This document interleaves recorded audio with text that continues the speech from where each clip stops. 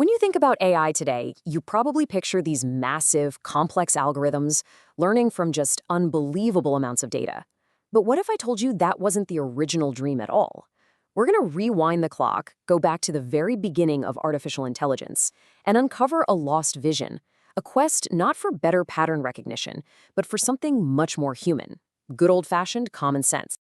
Here it is, from the man who literally coined the term artificial intelligence, John McCarthy.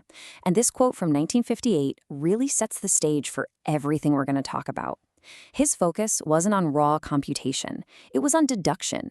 His goal wasn't just a powerful calculator. It was a machine you could reason with, a machine that you could, well, just talk to. So here's our roadmap. We'll start with McCarthy's original dream of common sense. Then we'll look at how he actually planned to build it. We'll explore a rival, brain-inspired idea that completely changed the game, and then see how these two historic paths in AI might finally be coming back together. All right, let's dive into part one, the dream of common sense. For McCarthy and the other pioneers, machine intelligence wasn't about crunching huge data sets. It was all about capturing the elegance of logical thought, the step-by-step process of human reasoning. So picture this. It's the summer of 1956 at Dartmouth College. McCarthy gets a small group of scientists together for what he called a 2-month, 10-man study of artificial intelligence. And it was all built on this incredibly bold, some might say audacious idea that every single aspect of learning and intelligence could, in theory, be described so precisely that a machine could be built to simulate it. And at the heart of McCarthy's vision was this thing called the advice taker. I mean, just think about how revolutionary this is. He imagined a program that gets smarter not because you rewrite its code, but just because you tell it new things, you give it new advice and new facts about the world. That was the ultimate goal. And McCarthy gave a really famous example to make this concrete. Say you tell the machine, I am at my desk and I want to go to the airport. The advice taker wouldn't just look up a route on a map. No, it would reason. It would use general rules it already knows, like, okay, my car is in the driveway. To get to the car, I have to walk. Once I'm in the car, I can drive it to the airport. It's pure deduction, one logical step at a time. Okay, so the dream is fantastic. It's a great vision, but how on earth were they planning to actually build this thing? Well, the answer defined the first few decades of AI research.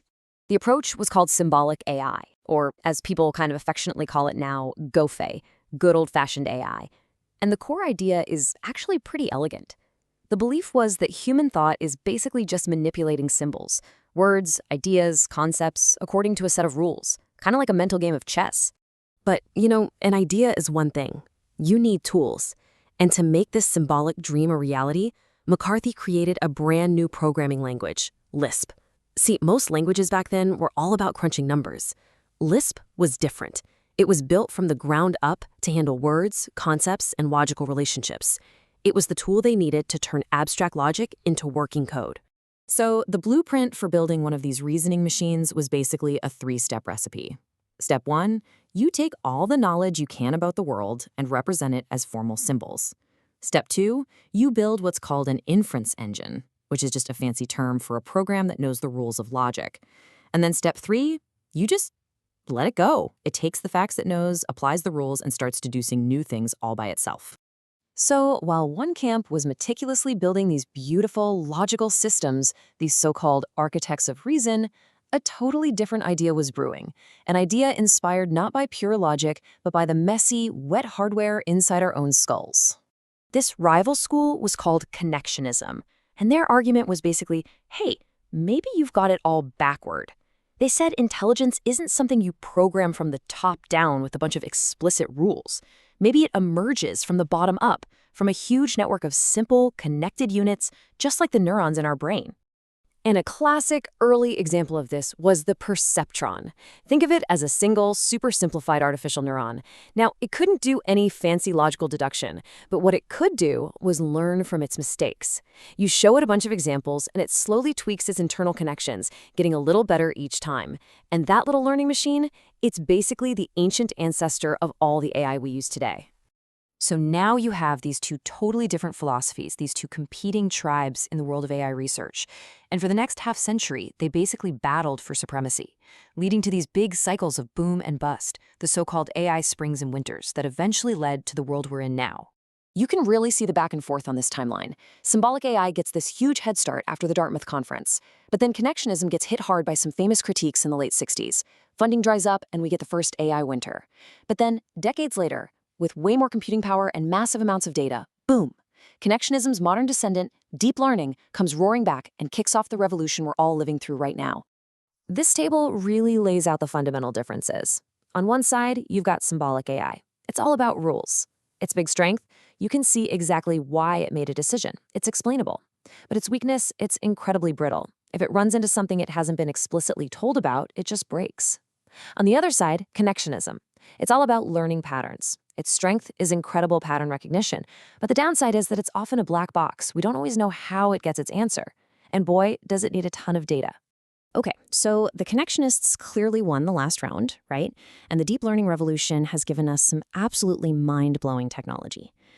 But there's a growing feeling that in that victory, something important from McCarthy's original dream got left behind. And this brings us to a really interesting paradox at the heart of modern AI. An AI can look at 1 million X-rays and spot tumors with superhuman accuracy. But does it understand what a tumor is? Does it know what a hospital is? Or a patient? Most of the time, the answer is not really. It's just seeing patterns in pixels.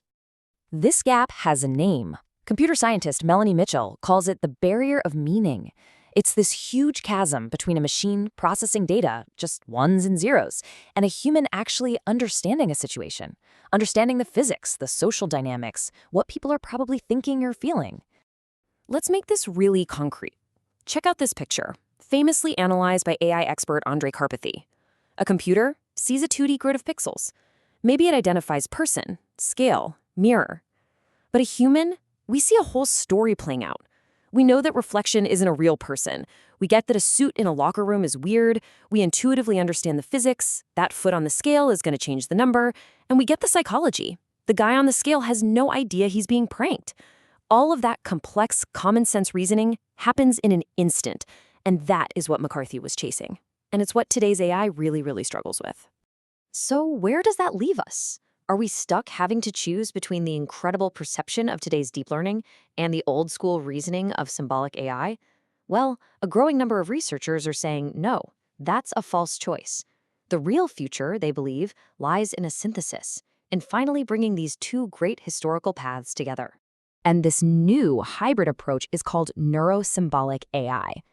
The goal is simple, really. Get the best of both worlds. You use the powerful neural networks, the connectionist part, to do what they do best, perceive the world, recognize patterns in messy data, and then you feed that clean, structured information into a symbolic system that can do what it does best, reason, plan, and explain itself logically. Think about an AI doctor. It's a perfect example of how this could work.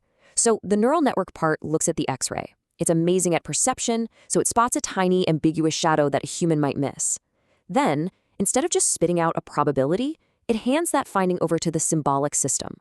That system can then cross-reference it with the patient's medical history, with established medical knowledge, and logically reason its way to a diagnosis. And here's the key, it can explain its reasoning step by step to a human doctor. It's powerful, but it's not a black box anymore. And that really brings us full circle, back to the big question at the heart of this whole story. Did modern AI, with all its success, just end up solving a different, maybe simpler problem than the one John McCarthy first dreamed up? Or, just maybe, are we now seeing the first steps on a long road back to that original, incredibly ambitious quest for a machine that doesn't just calculate, but actually possesses common sense? That's the question we're left with.